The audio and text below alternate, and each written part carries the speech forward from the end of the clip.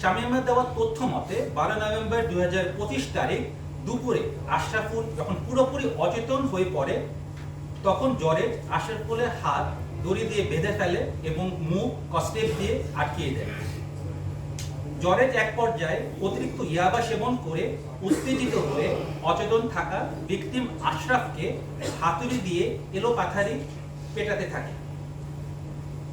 তার আঘাতে এবং মুখ স্কচ টেপ দিয়ে বাঁধা থাকায় শ্বাস না নিতে পেরে ঘটনাস্থলে ভিকটিম আশরাফুল মৃত্যুবরণ করেন।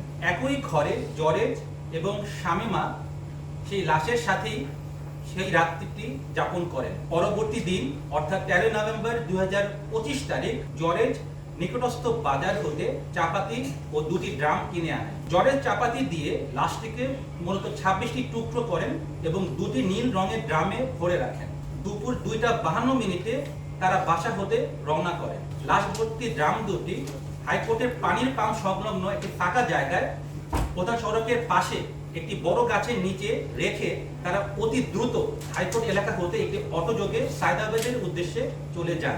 জরেজ শামীমাকে কুমিল্লায় চলে যাবার ব্যাপারে বলেন এবং নিজে রংপুর চলে যাবেন বলে শামীমাকে অবহিত করেন।